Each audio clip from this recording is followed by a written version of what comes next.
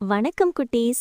ஒரு காலத்தில் பச்சை பசேல் என்று காட்சி தரும் ஒரு அழகான காடு இருந்தது. அந்த காட்டு பெயர் மின்னல் காடு. ஏன் தெரியுமா?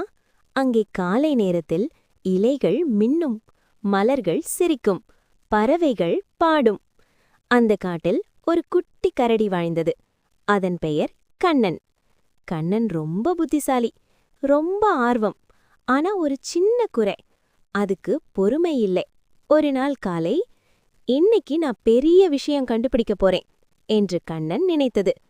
நண்பர்களெல்லாம் சொன்னார்கள், மெதுவா போ, கவனமா போ. ஆனா கண்ணன் கேட்டதா? இல்லை. அது ஓடி ஓடி காட்டின் ஆழத்துக்குள் போய்விட்டது. அப்போ டிங் டிங் ஒரு ஒளி மின்னியது. ஒரு பழைய மரத்தடியில் ஒரு மாய விளக்கு. வாவ்! கண்ணனின் கண்கள் ஜொலித்தது. அந்த விளக்கில் சின்ன எழுத்துகள் இருந்தது.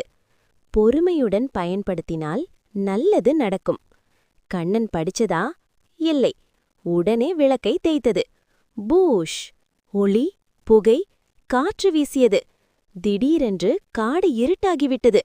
மலர்கள் மூடிக்கொண்டது. பறவைகள் அமைதியாகிவிட்டது. வழி தெரியவில்லை. கண்ணன் பயந்தது. ஐயோ, நான் அவசரப்பட்டேன். சீ! அப்போ கண்ணா என்றொரு குரல். முயல், மான், குரங்கு நண்பர்களெல்லாம் வந்தார்கள். அவர்கள் சொன்னார்கள், பயம் வேண்டாம், நாமெல்லாம் சேர்ந்து சரி பண்ணலாம். இந்த முறை கண்ணன் மெதுவா கேட்டது, எனக்கு உதவி செய்வீங்களா? நண்பர்களெல்லாம் சேர்ந்து விளக்கை கவனமாக பார்த்தார்கள். முயல் படிச்சது, மான் யோசித்தது, குரங்கு வழிகாட்டியது. இறுதியில் கண்ணன் மெதுவா, பொறுமையா விளக்கை தேய்த்தது. டிங்! ஒளி வந்தது. சூரியன் சிரித்தது. மலர்கள் மலர்ந்தது. பறவைகள் பாடின. மின்னல் காடு மீண்டும் அழகானது. கண்ணன் சந்தோஷமாக நண்பர்களை கட்டிப்பிடித்தது.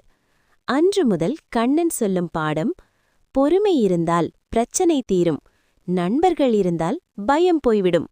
அந்த மின்னல் காடு எப்போதும் சிரித்துக்கொண்டே இருந்தது.